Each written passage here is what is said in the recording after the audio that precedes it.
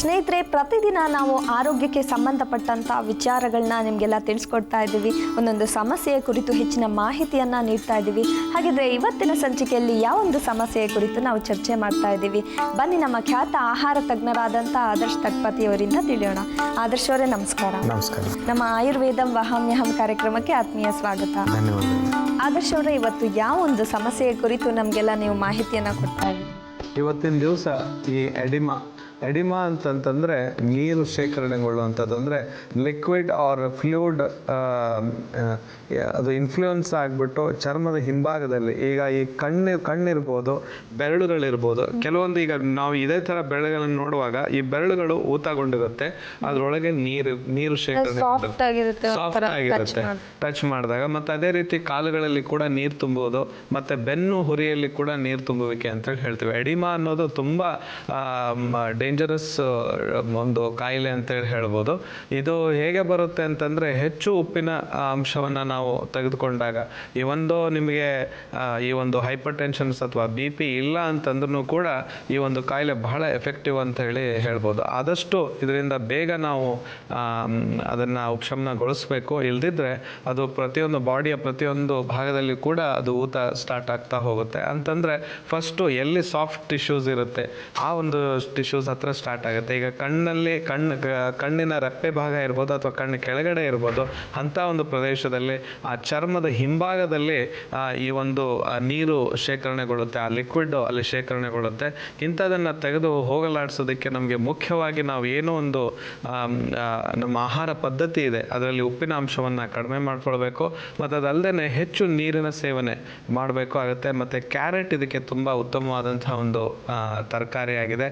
ಅದಲ್ಲದೆ ಈ ಕುಕುಂಬರ್ ಕೂಡ ತುಂಬ ಉತ್ತಮವಾದಂಥ ಒಂದು ಸೌತೆಕಾಯಿ ಸೇವನೆ ತುಂಬ ಒಳ್ಳೆಯದು. ಎಳ್ನೀರಿನ ಸೇವನೆ ತುಂಬ ಉತ್ತಮವಾದಂಥದ್ದು. ಮತ್ತು ಆದಷ್ಟು ಇಂಥ ಒಂದು ಊತ ಬಂದಾಗ ನಾವು ಪಿನ್ನಿನಿಂದ ಅದನ್ನು ತಕ್ಕೊಳ್ಳೋದು, ನೀರು ಹೊರಗೆ ಬರೋ ಹಾಗೆ. ಯಾಕಂದ್ರೆ ನೀರು ಬಂದಂಗೆ ಆಗಿದೆ. ಈಗ ಸುಟ್ಟ ಗಾಯಗಳಾದಾಗ ಆ ನೀರು ಹೇಗೆ ತುಂಬಿಕೊಂಡು ಒಂದು ಬಬಲ್ ಥರ ಆಗುತ್ತೆ, ಆ ರೀತಿ ಅದಾಗಿರುತ್ತೆ. ಅಂಥದನ್ನು ನಾವೇನೋ ಉಗುರಿನಿಂದ ತೆಗೆದುಕೊಳ್ಳೋದು, ಇದು ಮಾಡೋದು, ಇಂಥದ್ದೆಲ್ಲ ಮಾಡ್ಲಿಕ್ಕೆ ಹೋಗಬಾರ್ದು. ಆದಷ್ಟು ನಾವು ಇದ್ರ ಬಗ್ಗೆ ಕಾಳಜಿಯನ್ನು ವಹಿಸಬೇಕಾಗುತ್ತೆ. ಮತ್ತು ಬ್ಯಾಕ್ಟೀರಿಯಲ್ ಗ್ರೋತ್ ಬಹಳ ಬೇಗ ಅದಕ್ಕೆ ಅಟ್ರಾಕ್ಟ್ ಆಗೋದ್ರಿಂದ ಮತ್ತು ಅದು ಹೆಚ್ಚು ಕೀವು ತುಂಬುವಂಥ ಒಂದು ತೊಂದರೆಗಳು ಕೂಡ ಆಗುತ್ತೆ. ಸೆಪ್ಟಿಕ್ ಆಗಲಾರ್ದ ಹಾಗೆ ನಾವು ನೋಡ್ಕೊಂಡು ಹೋಗಬೇಕು.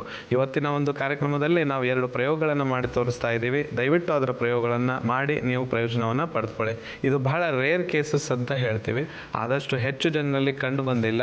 ಮತ್ತು ಯಾರು ಕ್ಲೀನಾಗಿ ನಿಮ್ಮ ಕಣ್ಣುಗಳಾಗಲಿ ಅಥವಾ ಸ್ವಚ್ಛತೆಯನ್ನು ಯಾರು ಕಾಪಾಡ್ಕೊಳ್ಳೋದಿಲ್ಲ ಅವರಿಗೆ ಇದು ಹೆಚ್ಚಾಗಿ ಕಂಡು ಬರುತ್ತೆ. ಮತ್ತು ಅದಲ್ಲದೆ ಒಂಥರ ಇದು ಇಂಟರ್ನಲ್ಲಿ ತುಂಬ ತೊಂದರೆಯನ್ನು ಉಂಟು ಮಾಡುತ್ತೆ. ಮತ್ತು ಆ ಭಾಗದಲ್ಲಿ ಎಲ್ಲಿ ನೀರು ತುಂಬಿಕೊಂಡಿರುತ್ತೆ ಅಲ್ಲಿ ಸ್ವಲ್ಪ ಈಚಿಂಗ್ ಕೂಡ ಇರುತ್ತೆ, ತುರಿಸುವಿಕೆ ಇರುತ್ತೆ, ಈಚಿಂಗ್ ಎರಡೂ ಇರುತ್ತೆ.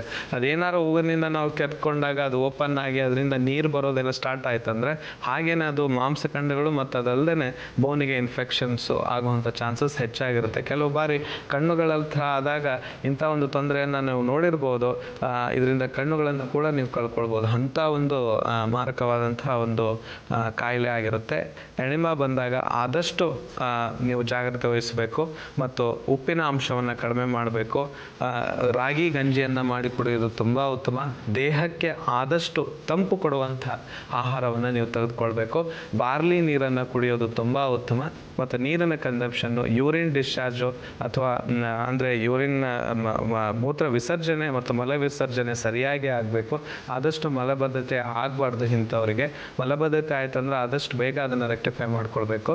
ಇಲ್ಲ ಅಂತಂದರೆ ಈ ಎಡಿಮಾ ಬಂದವರಿಗೆ ತುಂಬ ಒಂದು ತೊಂದರೆ ಮುಂದೆ ಉಂಟಾಗುತ್ತೆ ಅಂತೇಳಿ ಹೇಳ್ಬೋದು. ಇಷ್ಟು ಮಾಹಿತಿಯನ್ನು ಕೊಟ್ಟಿದ್ದೀವಿ. ಈಗ ಮುಂದೆ ನಾವು ಪ್ರಯೋಗಗಳನ್ನು ಮಾಡ್ತಾ ಇನ್ನಷ್ಟು ಹೆಚ್ಚು ಮಾಹಿತಿಯನ್ನು ಕೊಡ್ತೀವಿ. ಹಾಗೆ ಆದರ್ಶ್ ಅವರೇ, ಈ ಒಂದು ಸಮಸ್ಯೆ ಎದುರಾದಾಗ ಯಾವುದಾದ್ರು ಪರ್ಟಿಕ್ಯುಲರ್ ಫುಡ್ ಹ್ಯಾಬಿಟ್, ಅಂದರೆ ಆಹಾರ ಪದ್ಧತಿ ಹೀಗೆ ಇರಬೇಕು, ಯಾವುದನ್ನು ಹೆಚ್ಚು ತಿನ್ನಬೇಕು, ಯಾವುದನ್ನು ಕಡಿಮೆ ತಿನ್ನಬೇಕು, ಇದ್ರ ಬಗ್ಗೆ ಮಾಹಿತಿ ಕೊಡ್ತೀರಾ? ಕೊಡ್ತೀನಮ್ಮ.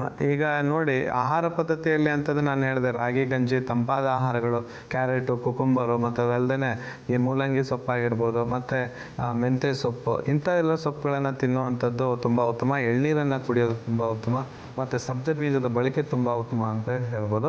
ಮತ್ತು ಆದಷ್ಟು ಯೂರಿಕ್ ಆ್ಯಸಿಡ್ ಇರುವಂಥ ಆಹಾರಗಳು ಅಂತಂದರೆ ಮಾಂಸಾಹಾರಿಗಳಾಗಿದ್ದರೆ ಈ ಏನು ಮಟನ್ ಅಥವಾ ನಾವು ಕುರಿ ಮಾಂಸ ಅಂತ ಏನು ಹೇಳ್ತೇವೆ ಅದು ಸಂಪೂರ್ಣವಾಗಿ ತೆಗೆದುಬೇಕು. ಮತ್ತು ಈ ಸೋಯಾಬೀನು ಅಥವಾ ಈ ಆಹಾರಯುಕ್ತ ಪದಾರ್ಥಗಳೇನಿದೆ ಮತ್ತು ಇಂಥ ಒಂದು ಚಪಾತಿಯನ್ನು ಮಾಡಿ ತಿನ್ನೋದೇ ಆಗಲಿ, ಆದಷ್ಟು ಬೇಗ ಡೈಜೆಷನ್ ಆಗುವಂಥ ಆಹಾರಗಳು, ರಾಗಿಯನ್ನು ಹೆಚ್ಚು ಬಳಸೋದು ತುಂಬ ಉತ್ತಮ ಅಂಥೇಳಿ ಹೇಳ್ಬೋದು.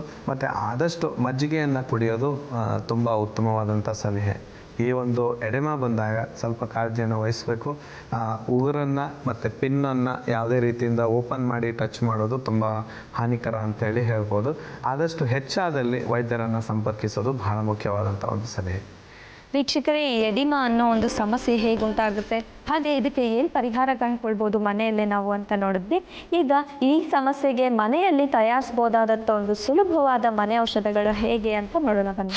ಬೇಕಾಗಿರುವಂಥ ಸಾಮಗ್ರಿಗಳು ಏನಂತೇಳಿ ನೋಟ್ ಮಾಡ್ಕೊಳ್ಳಿ. ತುಳಸಿ ಎಲೆಗಳು, ಬಾರ್ಲಿ ಅಕ್ಕಿ ಹಾಗೂ ಜೇನುತುಪ್ಪ. ಇದನ್ನು ಮಾಡುವ ವಿಧಾನ ಹೇಗೆ ಅಂತೇಳಿ ತೋರಿಸ್ಕೊಡ್ತೀನಿ. ಮೊದಲಿಗೆ ಬಾರ್ಲಿ ಅಕ್ಕಿ ಮತ್ತು ತುಳಸಿಯನ್ನು ಜಜ್ಕೊಂಡು ಪುಡಿ ಮಾಡ್ಕೊಳ್ಬೇಕು. 2 ಟೀ ಸ್ಪೂನಷ್ಟು ಬಾರ್ಲಿ ಅಕ್ಕಿ. ಇದು ಸಾಧಾರಣವಾಗಿ ಎಲ್ಲ ಒಂದು ದಿನಸಿ ಅಂಗಡಿಗಳಲ್ಲಿ, ಕಿರಾಣಿ ಸ್ಟೋರ್ಸ್ಗಳಲ್ಲಿ ಸಿಗುತ್ತೆ. ಇದಕ್ಕೆ ಒಂದು 10 ರಿಂದ 12 ತುಳಸಿ ಎಲೆಗಳನ್ನು ಹಾಕ್ಕೊಳ್ಬೇಕು. ಈಗ ಇದನ್ನು ಚೆನ್ನಾಗಿ ಹಚ್ಬೇಕು.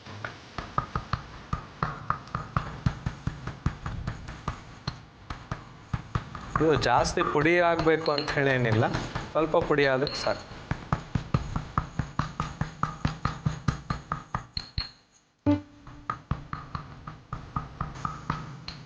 ಸಾಕನ್ಸುತ್ತೆ, ಅಷ್ಟು ಸಿದ್ಧವಾಗಿದೆ ಇದು. ಈಗ ಈ ಪಾತ್ರೆಗೆ ಒಂದು ಅರ್ಧ ಗ್ಲಾಸಿನಷ್ಟು ನಾವು ನೀರನ್ನು ಹಾಕ್ಕೊಳ್ಬೇಕು.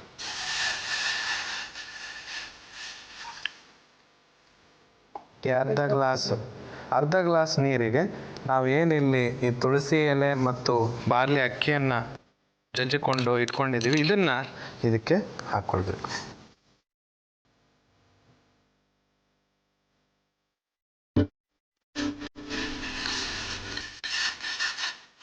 ಒಂದು 2-3 ನಿಮಿಷಗಳ ಕಾಲ ಹಾಗೆ ಇದು ಕುದಿ ಬಂದ ಮೇಲೆ ಕುದೀತಾ ಇರಬೇಕು. ನಂತರ ಇದನ್ನು ಆಫ್ ಮಾಡ್ಕೊಂಡು ನಾವು ಸ್ಟ್ರೈನ್ ಮಾಡಿಕೊಂಡು ನಂತರ ಇದನ್ನು ಹೇಗೆ ಬಳಸಬೇಕು ಅಂತೇಳಿ ಹೇಳ್ಕೊಡ್ತೀನಿ. ಆದರ್ಶವ್ರೆ, ಈಗ ನಾವು ಬಾರ್ಲಿ ಅಕ್ಕಿಯನ್ನ ಉಪಯೋಗಿಸ್ತಿದ್ದೀವಿ.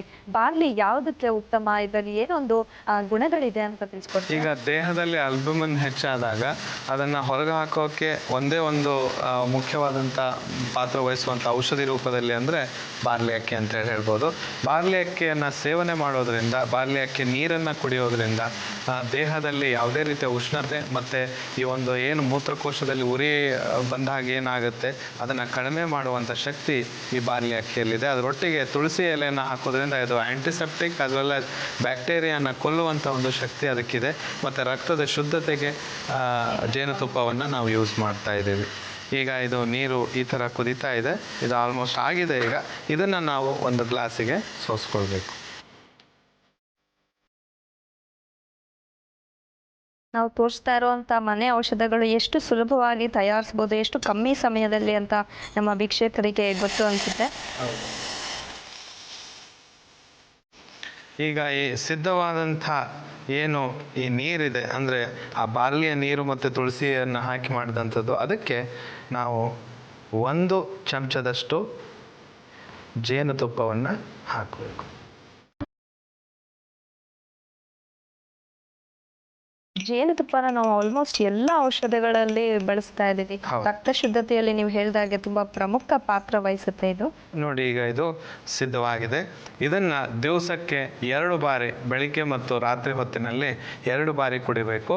ಮತ್ತು ಇದು ಕುಡಿಯೋದ್ರಿಂದ ಕೆಲವು ಬಾರಿ ನಿಮ್ಗೆ ಅನಿಸ್ಬೋದು ಮೂತ್ರ ಫ್ರೀಕ್ವೆಂಟ್ಲಿ ಹೋಗ್ತಾ ಇದ್ದೀನಿ ಅಂತ ಹೇಳಿ. ಅಂದರೆ 1-2-3 ಸಾರಿ ನಿಮಗೆ ಮೂತ್ರ ವಿಸರ್ಜನೆ ಆಗ್ಬೋದು. ಆ ಸಮಯದಲ್ಲಿ ಭಯ ಪಡುವಂಥ ಒಂದು ತೊಂದರೆ ಇಲ್ಲ.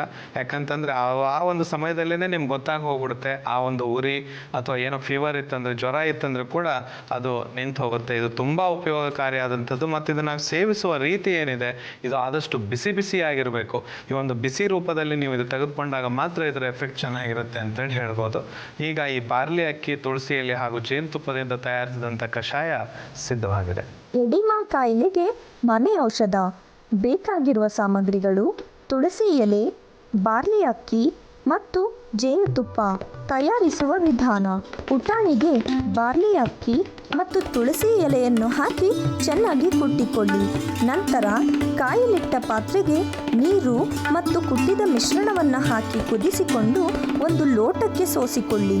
ನಂತರ ಇದಕ್ಕೆ ಜೇನುತುಪ್ಪವನ್ನು ಬೆರೆಸಿಕೊಂಡರೆ ಎಡಿಮಾ ಕಾಯಿಲೆಗೆ ಮನೆ ಔಷಧ ಸಿದ್ಧ.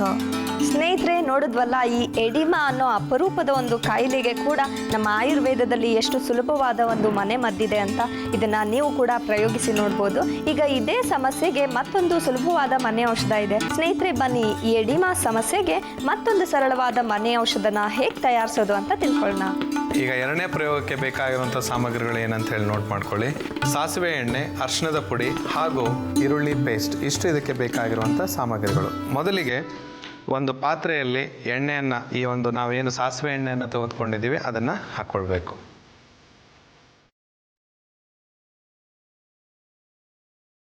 ಇಲ್ಲಿ ನಾವು ಸಾಸಿವೆ ಎಣ್ಣೆ, ರಿಫೈನ್ಡ್ ಸಾಸಿವೆ ಎಣ್ಣೆಯನ್ನು ಹಾಕ್ಕೊಳ್ತಾ ಇದ್ದೀವಿ. 1/4 ಚಮಚದಷ್ಟು ಅರಿಶಿಣದ ಪುಡಿ,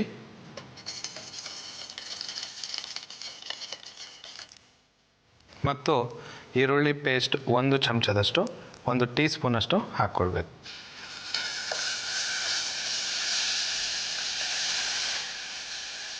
ಈಗ ಇದು ಈ ಥರ ಸಿದ್ಧವಾಗಿದೆ. ಈಗ ಇದನ್ನು ಒಂದು ಬಟ್ಟಲಿಗೆ ಹಾಕ್ಕೊಳ್ಬೇಕು.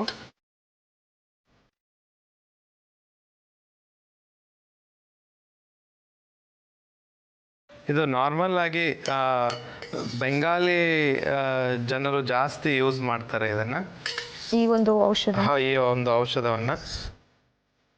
ಮತ್ತು ಬೆಂಗಾಲಿನ ಹಲವಾರು ಪ್ರಾಂತ ಪ್ರದೇಶಗಳಲ್ಲಿ ಈ ಒಂದು ತೊಂದರೆ ಕಂಡು ಬಂದಿದೆ. ಈಗ ಈ ಕಾಲು ಊತ ಬಂದಾಗ ಈ ಒಂದು ಲೇಪ ಏನಿದೆ ಇದನ್ನು ಹಚ್ಚೋದ್ರಿಂದ ತುಂಬ ಉಪಯೋಗಕಾರಿ ಅಂತ ಹೇಳ್ಬೋದು. ಮತ್ತು ಸ್ವೆಲ್ಲಿಂಗನ್ನು ಕಡಿಮೆ ಮಾಡುತ್ತೆ. ಆದಷ್ಟು ಇದನ್ನು ತಣ್ಣಗೆ ಆದಮೇಲೆ ಹಚ್ಚಬೇಕು. ದಿವಸಕ್ಕೆ 2 ಬಾರಿ, ಮಧ್ಯಾಹ್ನ ಅಥವಾ ಸಾಯಂಕಾಲದ ಹೊತ್ತಿನಲ್ಲಿ ಮತ್ತು ರಾತ್ರಿ ಹೊತ್ತಿನಲ್ಲಿ 2 ಬಾರಿ ನೀವು ಇದನ್ನು ಹಚ್ಕೊಂಡ್ರೆ ತುಂಬ ಒಂದು ಒಳ್ಳೆ ರಿಸಲ್ಟ್ಸನ್ನು ನೀವು ಕಂಡುಕೊಳ್ಬೋದು. ಮತ್ತು ಆದಷ್ಟು ನಾನು ಹೇಳಿದ್ದೀನಿ ವೀಕ್ಷಕರೇ, ನಿಮ್ಮ ವೈದ್ಯರನ್ನು ಕಂಡು ನಂತರ ಅದು ಏನು ಹೇಗೆ ಅಂಥೇಳಿ ಪರೀಕ್ಷಿಸಿದ ಮೇಲೆ ಎಡೆಮಾ ಅಂಥೇಳಿ ಅದು ಪ್ರೂವ್ ಆದಮೇಲೆ ಈ ಒಂದು ಏನು ಪ್ರಯೋಗವಿದೆ ಅದನ್ನು ನೀವು ಪ್ರಯತ್ನಿಸಬೇಕಾಗತ್ತೆ. ಇವತ್ತಿನ ದಿವಸ ಈ ಎಡಿಮಾ ಬಗ್ಗೆ ನಾವು ಮಾತಾಡ್ತಾ ಇದ್ವಿ. 2ನೇ ಪ್ರಯೋಗದಲ್ಲಿ ಇವತ್ತು ನಾವು ಈ ಸಾಸಿವೆ ಎಣ್ಣೆ, ಅರಿಶಿಣದ ಪುಡಿ ಹಾಗೂ ಈರುಳ್ಳಿ ಪೇಸ್ಟನ್ನು ಬಳಸಿದಂಥ ಈ ಒಂದು ಪ್ರಯೋಗ ಈಗ ಮಾಡಿ ಆ ಲೇಪ ಸಿದ್ಧವಾಗಿದೆ.